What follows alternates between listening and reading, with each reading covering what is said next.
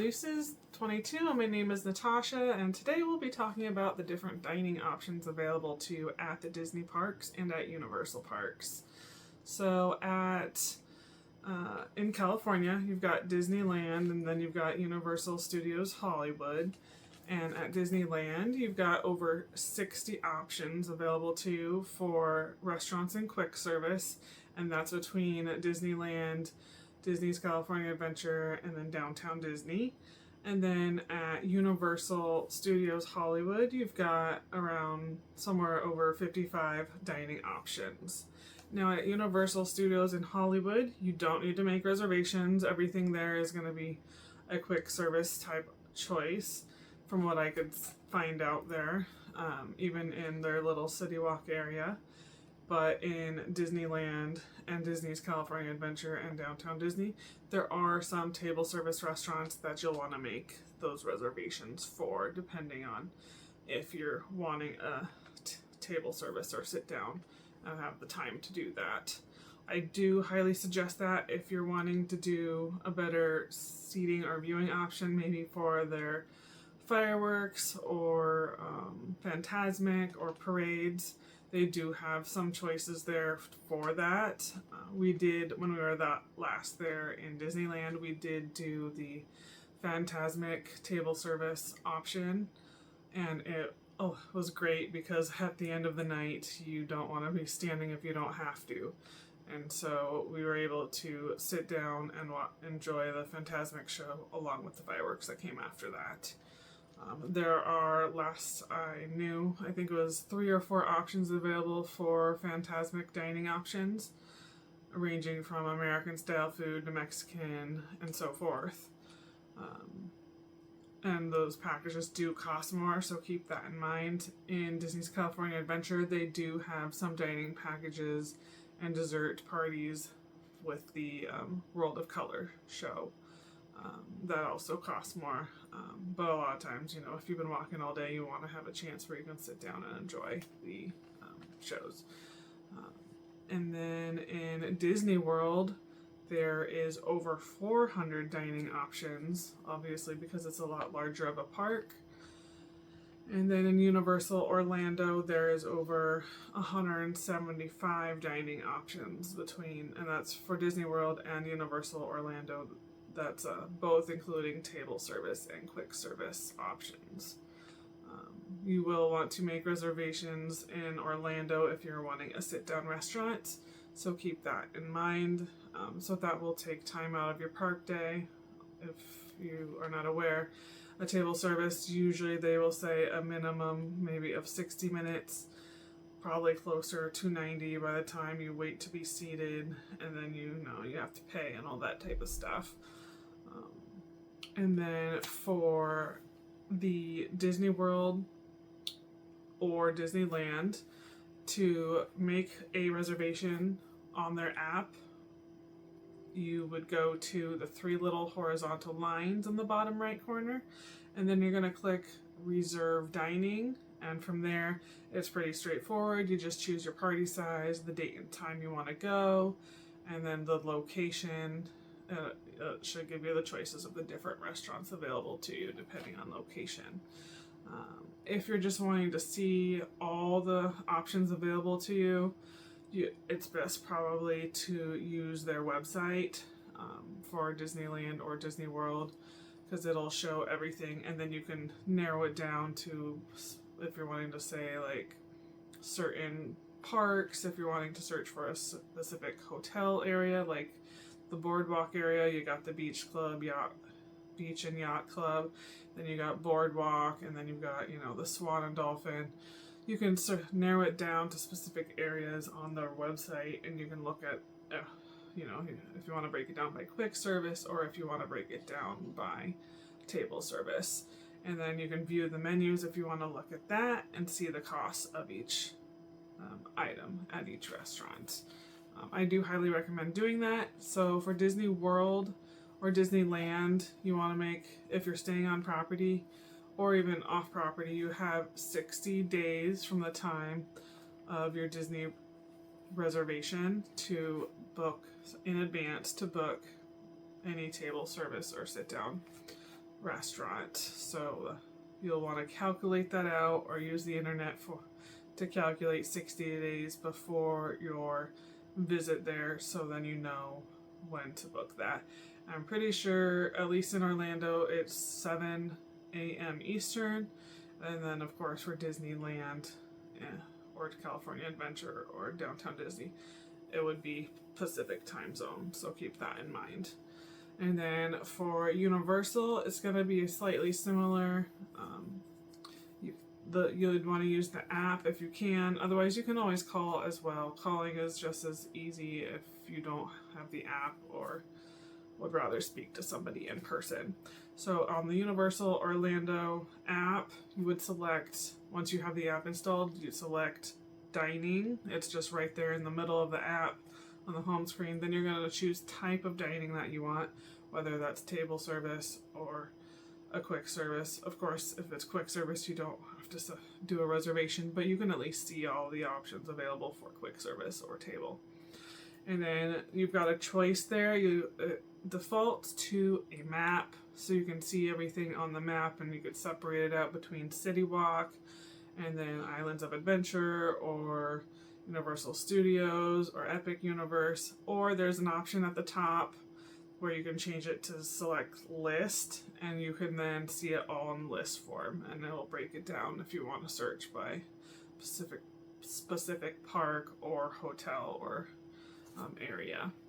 And then once you find the choice that you want, you'll select that restaurant, and then you're gonna choose your party size, your date and time, and so forth. It's pretty straightforward if you're going through the app. Like I said, you can always call. If you have a travel agent, I highly recommend using a travel agent. They will do all that for you, but it does help you to decide on which restaurant that you want beforehand. And then once you decide on the restaurants, you can then pass it off to the travel agent and tell them which restaurant you want on which day of your vacation. So for us, just to give you a rough idea of some of the restaurants that's on Disney World property, or how you might want to tell your travel agent. So our day one, the day of arrival, we haven't figured out which hotel we're doing that day. We have a few options depending on time of day and how far we want to travel. So our day one, we're kind of looking at one table service. Typically, you don't want to do more than one table service restaurant a day, just because with all the walking that you're doing and the heat, typically you don't have the stomach space for more than one table service a day, because then you usually do a quick service or such along those lines, and a snack if you're doing Disney World. The dining options for Disney World, if you're doing the dining plan, you've got the quick service plan, which is 2 quick services and a snack, and then the table service plan is 1 quick service and then 1 table service restaurant and a snack. So it's usually enough for most of the day. Some people do like to, bring their own food for breakfast, or if you're going to bring some food into the park, you can bring a light lunch if you want to do that. Universal doesn't have any dining plans currently. They do periodically bring them in, but not as often as Disney World does, so keep that in mind. Disney World's table service dining plan is $99 roughly per adult, and currently for 2026, children under the age of 9 or younger are free. And so if your child is older than that, you have to pay adult prices. And Disneyland, unfortunately, does not have any dining plans, just their dessert parties. And Disney World does also offer the same type of fireworks packages for like dessert parties, and Fantasmic, they do have a Fantasmic dining option as well. So that, if you do have the dining plan, that is something to consider as well. That you can use 1 table service credit, and you can use that towards a Fantasmic dining package. And so then you have a better seating spot for Fantasmic. And I think it's 4 or 5 restaurants that are a part of the Fantasmic dining package. So you've got your choices there of what you want to pick. So you would pick from that choice if you wanted to say like American food. I think they're mostly American food, but there might be some Italian in there if I remember correctly. And then in Disney World, I don't know if there's any dinner options. I think there are some dinner options for like the parades, but usually the firework options are more of like a dessert party, like pre, during, or post for the fireworks show in Magic Kingdom. And then in Epcot, they do have some dining options with their fireworks show as well, and you can look those up. Those you can't use the dining plan for, just to keep that in mind. I think I did look into that because I was contemplating it, and from what I could see, there wasn't any options currently. It's just in Hollywood Studios for the Fantasmic dining package. And then in Animal Kingdom, of course, they don't have any nighttime shows, so there won't be any dining packages available with any of their restaurants. So back to what I was originally saying, on your day one, depending on what time you get in there, you may want to be a little bit more flexible there with your table service. And so we're staying in the boardwalk area, so we're gonna try to at least have some restaurant choices there, and maybe one restaurant in the parks to choose from. So then you'll once you've picked out your park days, then if you want to stay in the park, which I highly suggest for your table service, because leaving the park does take time out of your park day, you'll then look at the restaurants available in the park.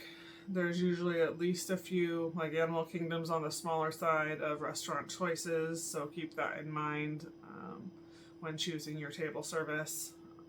So let's just say our Magic Kingdom day, we are going to try we're trying to do more different things this go around on our trip. So we're aiming for Diamond Horseshoe. It supposedly has a very similar menu to the Liberty Tree Tavern, if you're not familiar with that one. Liberty Tree Tavern and the Diamond Horseshoe, they use the same kitchen, so that's why it's got a similar menu there. But there's a lot of restaurant choices in Magic Kingdom. And then in our Epcot day, the one restaurant that is not in the dining plan there, and just for restaurant, not lounges, is Space 220. So keep that in mind if you're wanting to book there. They do offer some discounts to annual pass holders and military, or I think there might be, like, if you're part of whatever restaurant group that's with as well.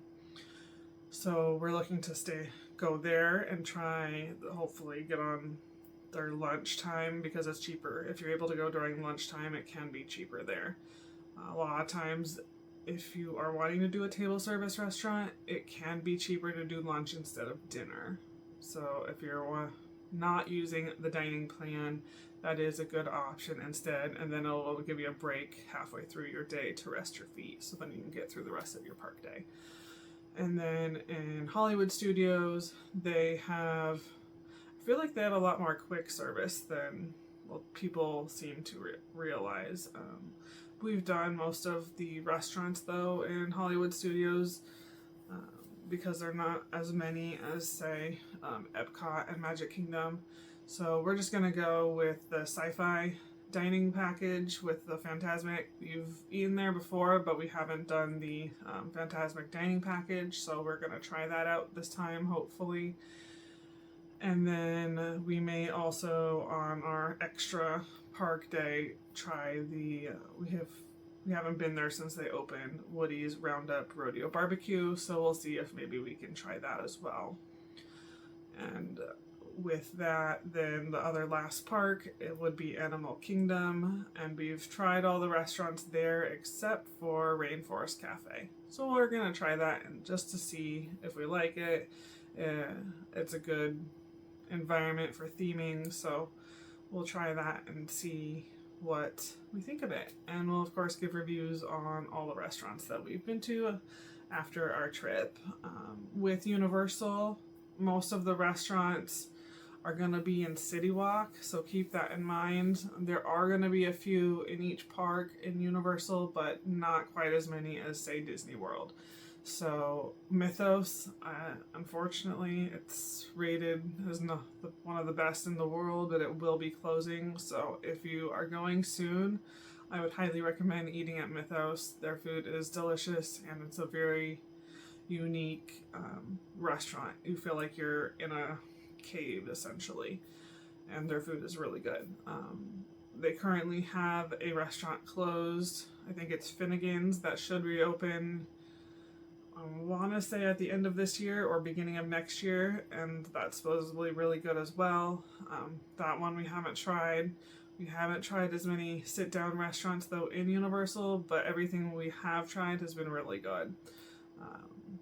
When it comes to Universal, we tend to do a lot more quick service because we want to hit a lot more of the thrill rides as compared to at Disney World. So with Universal, when you're wanting to book a reservation there, you're going to select dining on the main page of the app, and then you're going to choose the type of dining that you want, and then you'll go down to the list or map view, like I've already said, and then you choose which type of restaurant you want.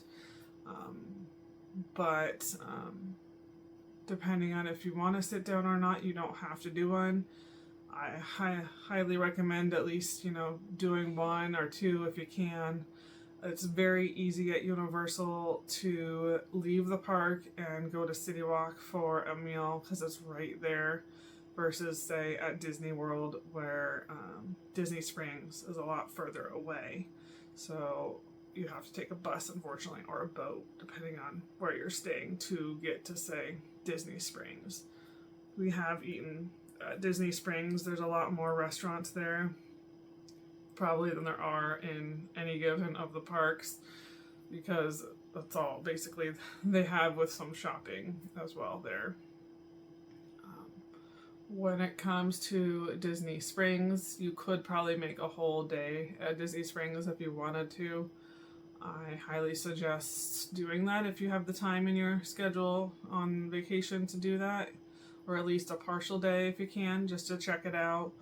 They are bringing a huge building to Disney Springs called Level 99 that should be opening at the end of this summer, and that will also have dining options as well. It's going to be basically a lot of interactive games and like arcade style games and physical games.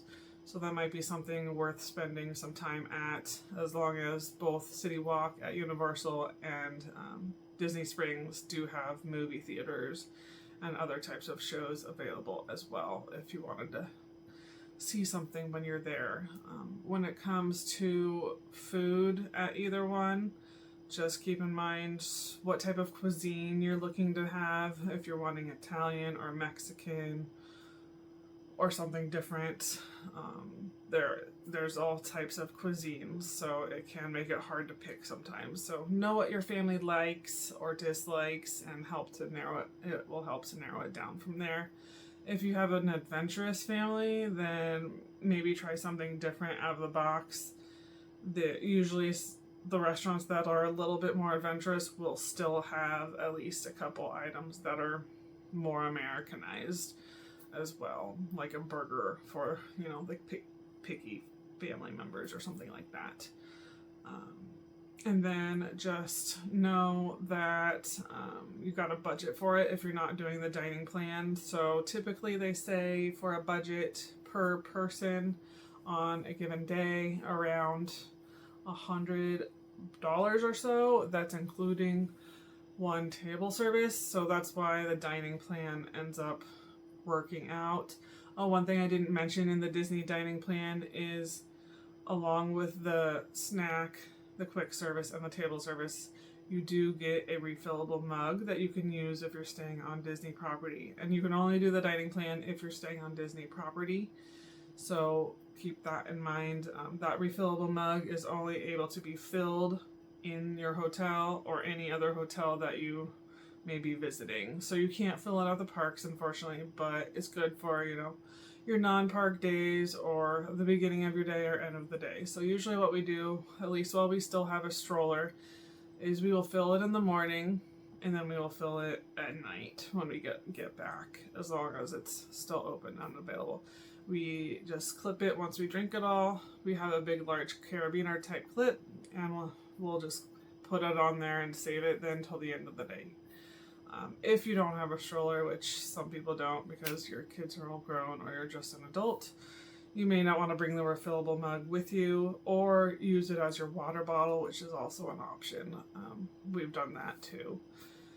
Sometimes when people do a split stay, so say if you're staying at one Disney hotel and then moving to another one, you might end up getting 2 refillable mugs if you're doing the dining plan at both. So keep that in mind. You may just want to keep one refillable mug and get rid of the other one, or just say you don't want the second one.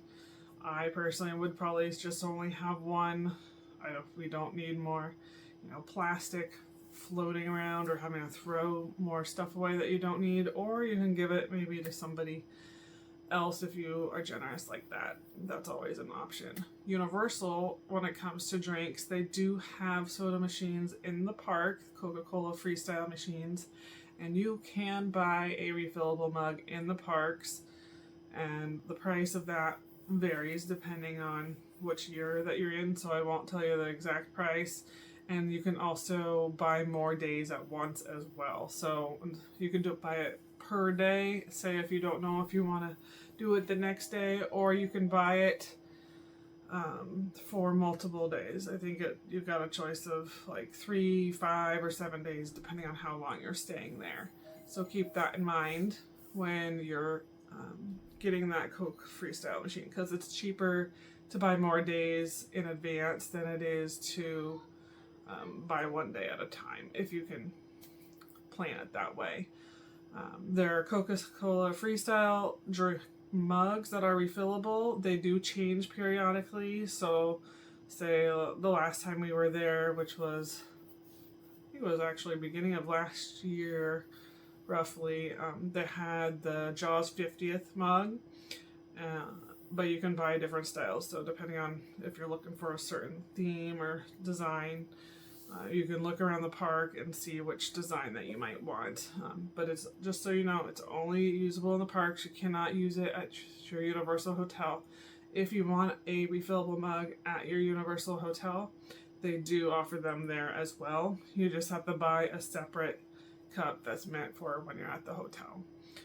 They have Coca-Cola's Freestyle machines there as well. So essentially you'd end up with 2 separate refillable mugs. Not a terrible thing, but just to keep that in mind. It's just more stuff you may have to end up carrying around, or just leave it at your hotel when you're there, and then you can refill it as needed. And those Coca-Cola Freestyle machines in Universal, you can get ice and water.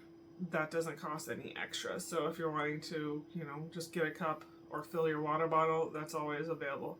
Just know though, those Coca-Cola Freestyle machines, they do tend to run out of ice. So you may have to be hunting down a different machine if you're wanting to just get ice. And just so you have an idea of what they look like, this is Cabana Bay's, their most current mug. It's plastic, and then the chip is at the bottom, so you can't exactly get it out. They're pretty big, they're pretty deep. I think it's, I want to say 14 fluid ounces. I see 14 on the bottom. And then here's a Universal one that's in the parks. It's got the parks on there. It says 100 flavor choices. This one also, I want to say, is about the same size, but you can kind of see the chip there on the bottom. Actually, it might be a smidge bigger, size-wise. Yeah, it's a little bit bigger. So maybe 16 ounces, 14 and 16. And then here's our older refillable mug from Disney World. So about the same size as, say, about the same size. This is Disney World's. This was when they had their 50th. I don't think you can bring Disney World's back to reuse them. You have to buy new. But at Universal, as far as I'm aware, at least for in the parks, you can bring these ones back to the parks and you can reuse them. And last I've heard, there's no like time frame or limit of how far back you can go. So if you have one, you can bring it and you can just keep reusing it like every year, unless there's a certain design or style that you want, then go ahead and you can buy the new one. That's all we've got for now, and we'll see you next time.